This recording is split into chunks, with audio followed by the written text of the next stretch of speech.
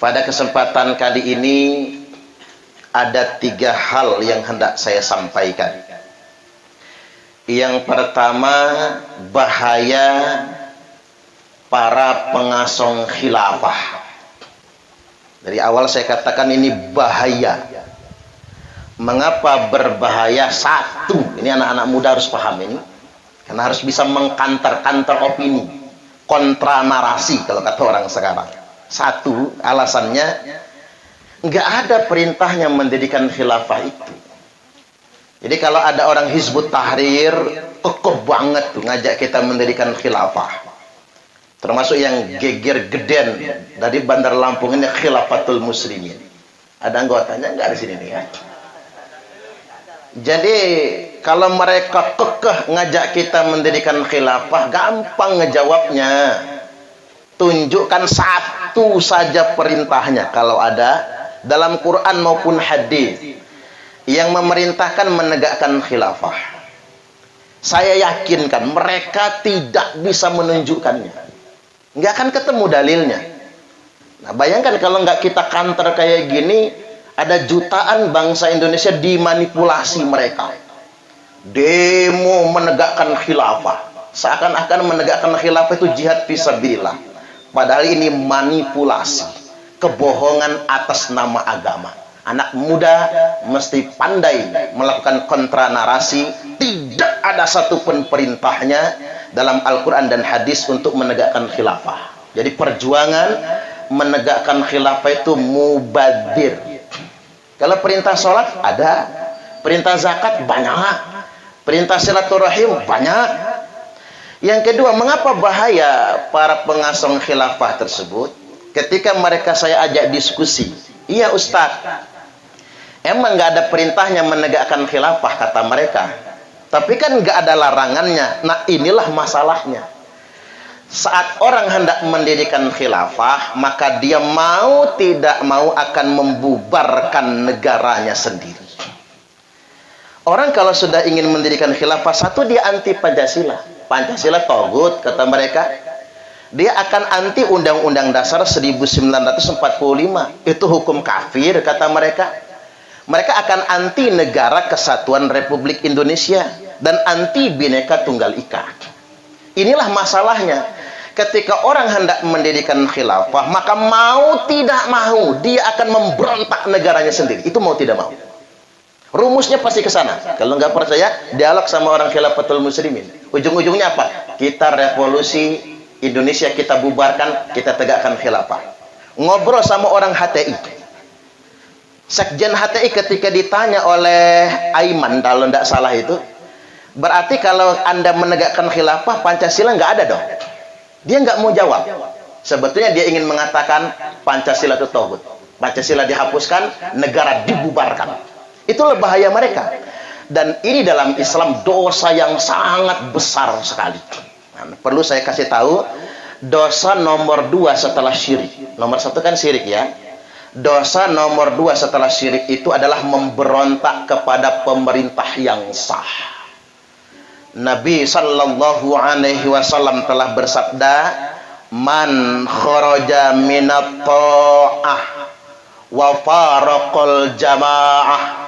Barang siapa yang keluar dari ketaatan kepada pemerintah yang sah, wa faraqal jamaah, dan dia memberontak kepada negaranya sendiri, famata, lalu dia mati, mata mitatan jahiliyah, maka matinya mati jahiliyah. Jadi melawan negara itu mati jahiliyah. Memberontak pemerintah yang sah itu mati jahiliyah. Melawan negara itu kata Nabi sama dengan mati murtad, halal darahnya. Jadi hati-hati sekarang kalau ada orang mengatasnamakan agama, ngajak melawan pemerintah yang sah, itu sesat dan menyesatkan. Jadi jangan kebalik, Pak. Berani dia ya, ustadznya ngelawan sama pemerintah, itu hebat. Itu malah kebalik. Itu sesat dan menyesatkan. Tidak ada satupun dalilnya dalam Al-Quran maupun hadis yang membolehkan kita memberontak negara. Justru begini, nuduh pemerintah zalim, lalu membangkang, lalu melawan, lalu matinya mati jahiliyah. Mati dalam keadaan melawan pemerintah, bukan mati syahid, tapi mati sangit. Jajal kalau nggak percaya. Ini bahaya manipulasi yang pertama. Dan saya tegaskan bahwasanya di balik slogan khilafah ini kemarin kan rame bendera hitam. Sampai Pak polisi aja nggak berani tuh nyabutin bendera-bendera hitam di Bandar Lampung ini. Karena Pak polisi bingung, itu kan bendera tauhid, Ustaz. Sejak kapan tauhid punya bendera? Kalau kebanyaknya orang tertipu se-Indonesia Raya tercinta ini. Ini saya peringatkan dengan dalil ini, biar nggak ngomong saya saja. Idza ra'aitumur rayati sud. Apabila kalian semua melihat bendera hitam dikibarkan. Tuh, ini jelas banget kan kalimatnya. Rayati sud. Bendera hitam dikibarkan. Falzamul arda wala tuharriku aydiyakum wala arjulakum. Tetaplah di bumi kalian masing-masing, jangan ikut-ikutan kelompok bendera hitam itu. Jangan gerakkan kaki kalian, jangan gerakkan tangan kalian, karena mereka itu kelompok bendera hitam palsu. Qulubuhum kazuburil hadid. Orang-orang yang ikut kelompok bendera hitam itu hati mereka keras bagaikan baja. Coba kita identifikasi. Kelompok-kelompok bendera hitam itu keras, kereng semua. Kereng itu bahasa apa ya? Saya bingung itu. Kereng, keras, ngotot, ngetet, ngeyel, merengkel. Buktikan kalau nggak percaya. Hizbut Tahrir, ISIS, JAD, JAT, JI, kereng semua.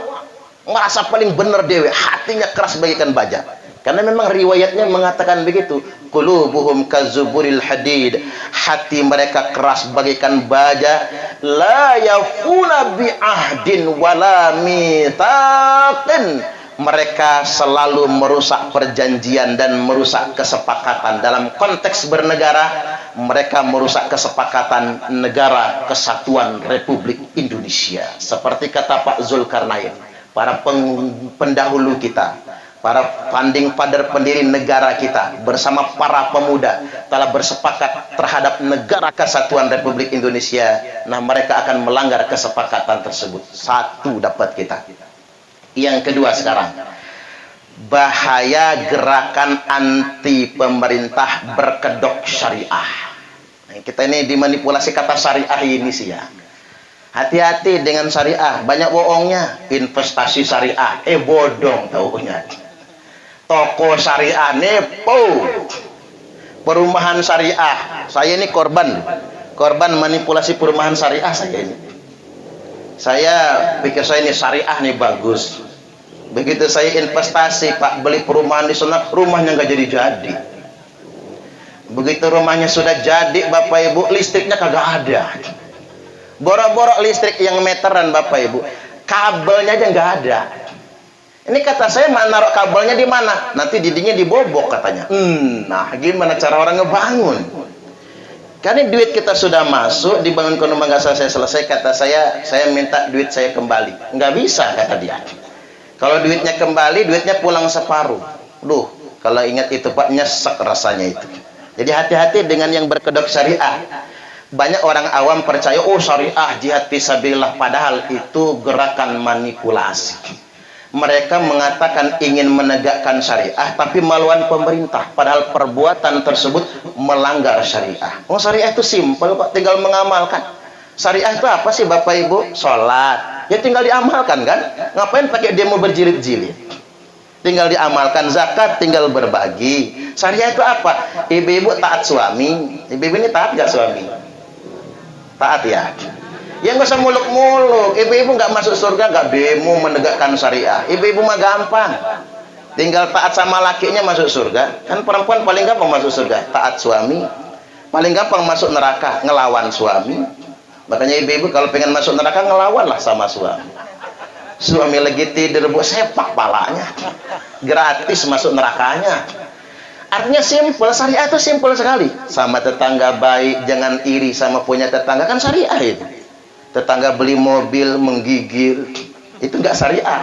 Tetangga beli motor gemeter, tetangga beli kulkas panas, tetangga beli ceret mencret, itu kan nggak syariah. Jadi syariah itu simpel. Ngapain kemudian dengan atas nama syariah lantas kemudian kita melawan pemerintah yang sah? Nah, strategi mereka untuk melawan pemerintah yang sah, satu, mereka menyebar fitnah. Fitnah-fitnah yang belakangan ini saya dengar, pemerintah rezim komunis. Na'udzubillah. Ini kan fitnah yang sungguh luar biasa. Dan yang saya sangat sayangkan, yang menyebar fitnah pemerintah rezim komunis itu kan orang-orang berjubah agama. Kadang-kadang yang bikin malu saya, sama-sama ustadznya kayak saya. Malu sebagai ustadz, malu sebagai penceramah, malu sebagai kiai, kok nyebar fitnah. Na'udzubillah. Jokowi komunis, padahal Pak Jokowi itu tokoh Islam paling berpengaruh di dunia nomor 13 atau 14 ya. Beliau tahajud tiap malam. Beliau rajin puasa Senin Kemis. Beliau ke Arab, ke Mekah, diperkenankan masuk Baitullah, masuk Ka'bah. Kita ini mau mengklaim diri kita paling Islam, bisa nggak masuk Ka'bah? Nggak bisa kan? Pak Jokowi bisa masuk Ka'bah. Kemudian yang terbaru itu apa? Fitnah ijazah presiden palsu. Na'udzubillah. Dan sayangnya fitnah ini dipercaya secara berjamaah. Makanya saya nyebutnya stres berjamaah. Yang lebih stres lagi yang percaya profesor. Profesor tahu yang percaya itu? Profesor, dokter. Malah jadi aksi demo, Jokowi mundur, ijazahnya palsu.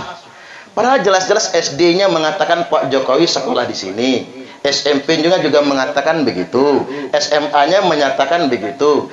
Universitas Gajah Mada, alma maternya Pak Zulkarnain, sudah mengatakan Pak Jokowi kuliah di UGM, nomor NPM-nya sekian, ijazahnya asli dari Fakultas Kehutanan, ini jurusannya. Tapi masih dipercaya gara-gara benci sama pemerintah. Nah, hati-hati, gerakan fitnah ini semakin bertambah jelang 2023 dan 2024. Makanya ada ayat Al-Qur'annya. Kita harus langsung masuk ke firman Allah, biar orang memanipulasi umat pakai bahasa agama. Kita juga harus meluruskannya pakai bahasa agama. Karena agama dimanfaatkan untuk kepentingan yang salah. Maka kita luruskan dengan bahasa agama. Allah Subhanahu wa ta'ala berfirman, wala tuti' kulla hallafim mahin. Wala tuti', pakai ain ya Bu, jangan tuti. Kalau tuti itu habis kentut mati. Maaf kalau ada Bu Tuti ya, maaf. Wala, ada ya? Waduh, maaf ya Bu Tuti, maaf betul. Dikit lagi nih, wala tuti', jangan sekali-kali jadi followers. Nah, ini kan milenial ya. Jangan sekali-kali jadi followers, unfollow aja.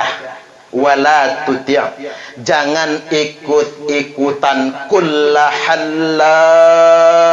kata Allah. Tiap orang yang gampang bersumpah mengatasnamakan agama. Orang yang gampang bersumpah demi agama, demi Allah, bela Islam, bela syariah dan lain sebagainya. Kalau dia gampang sekali mengatasnamakan Allah, gampang mengatasnamakan agama, tanda dia sedang berbohong.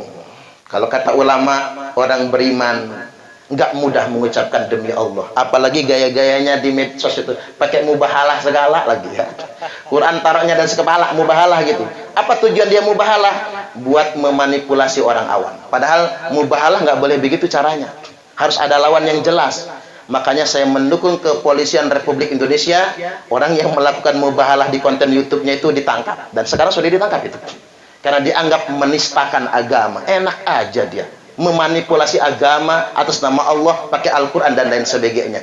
Jangan pernah ikut-ikutan, kata Allah, dengan orang yang gampang bersumpah mengatasnamakan Allah, mahin. Setelah dia bersumpah, mahin, bullying. Bahasa anak muda sekarang tuh bullying, menyebarkan cacian, hinaan. Kalau kata emak-emak tuh nyinyiran. Ibu-ibu ini suka nyinyir ini.